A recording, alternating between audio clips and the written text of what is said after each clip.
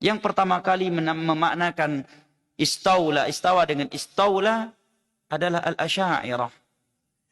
Yang datang setelah 3 generasi umat Islam terbaik.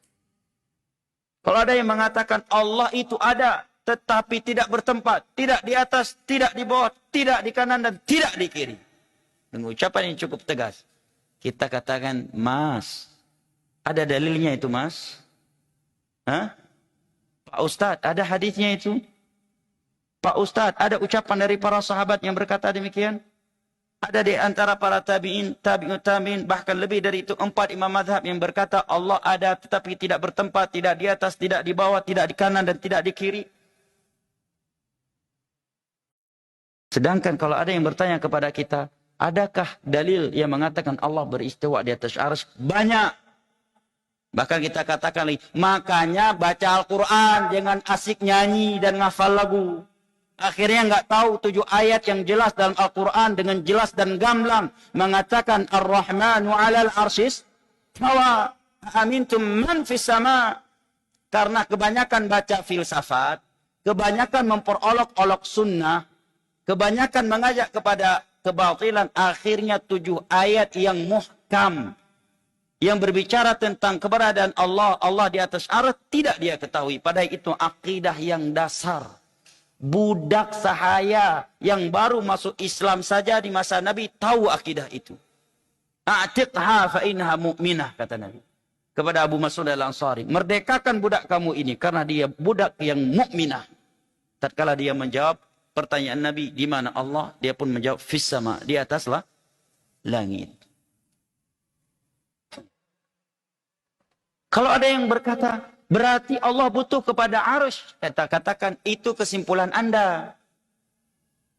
Apakah ketika ayat Al-Quran mengatakan Allah di atas arsy, Nabi berkata kepada Allah, ya Allah berarti engkau butuh ke arsy? Apakah ketika Nabi mengatakan Allah berada di atas arsy kepada para sahabatnya, para sahabat beliau berkata kepada beliau, apakah Allah butuh ke arsy? Dan mereka lebih cerdas, IQ-nya lebih tinggi. Para tabi'in dan tabi'in, 4 imam mazhab, jauh lebih cerdas. Apakah mereka mengutarakan pertanyaan yang seperti itu? Dan tentunya tidak, Allah Maha Kaya. Kalau ada yang berkata, berarti Allah akan diliputi oleh arah.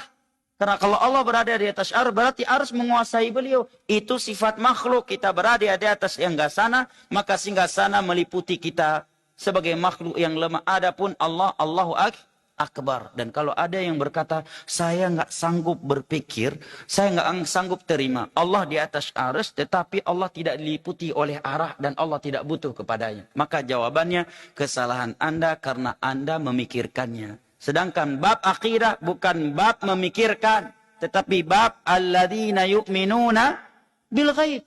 Makanya coba perhatikan ayat-ayat yang mengatakan tidakkah mereka berpikir, tidakkah mereka berakal. Semuanya berkaitan tentang ayat-ayat kauniyah tentang tadabbur alam. Tetapi ketika Allah berbicara masalah akidah, bermasalah gaib, Allah katakan yu'minuna bil ghaib. Mereka mengimani perkara-perkara gaib, bukan memikirkan perkara-perkara gaib. Imani seperti para sahabat mengimaninya, selesai.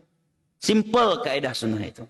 Maka akidah salaf itu mudah diterima oleh orang awam sekalipun. Apalagi oleh orang yang cerdas. Tapi kalau akidah itu tidak dibangun di atas Al-Quran dan As-Sunnah, serta pemahaman para salaf, nyelimet, ribet. Contohnya akidah Jahmiyah, kata para ulama. Itu akidah Jahmiyah. Yang mengatakan Allah ada, tidak di langit, tidak di atas, tidak di bawah, tidak di kanan, dan tidak di kiri. Itu bukan akidah Asy'ariyah, itu akidah Jahmiyah. Yang Asy'ariyah sendiri sepakat Jahmiyah itu kafir. Asy'ariyah sendiri berpendapat Jahmiyah itu kafir dan sesat. Itu hukum Asy'ariyah terhadap Jahmiyah. Dan yang berkata Allah tidak di atas, tidak di bawah, tidak di kanan, tidak di kiri, itu akidah Jahmiyah. Itu akidah Jahmiyah. Bingung nggak antum? Tidak di atas, tidak di bawah, tidak di kanan, tidak di kiri. Jadi nggak ada berarti dong sesuatu yang tidak bersifat. Iya. Subhanallah. Ribet. Akidah kalau tidak dibangun di atas Al-Quran dan As-Sunnah. Mungkin juga kalau kita ditanya, kenapa Anda tidak mau demo? Kenapa Anda tidak mau mencaci maki pemerintah padahal jelas-jelas zalim, jelas tidak adil? Jawaban kita simpel.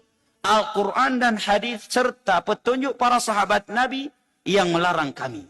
Selesai. Mana dalilnya? Kita buka. Mau berapa ayat? Mau berapa hadis?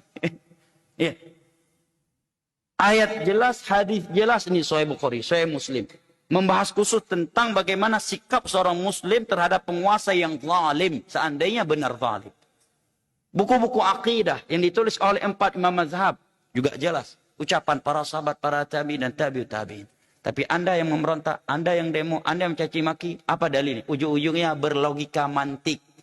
Masa sih kita, ujung-ujungnya perasaan. Ujung-ujungnya berlogika mantik. Dakwah sunnah itu jelas, nggak menceli-menceli dia. Jelas ayatnya, jelas hadisnya, dan jelas asarnya. Ada dalil, kita ikuti dan kita perjuangkan. Tidak ada dalilnya, maka kita tidak mau melangkahi Allah dan Rasulnya. Jelas. Simple. Tidak ribet. Orang awam sekalipun mudah menerimanya. Apalagi orang yang cerdas.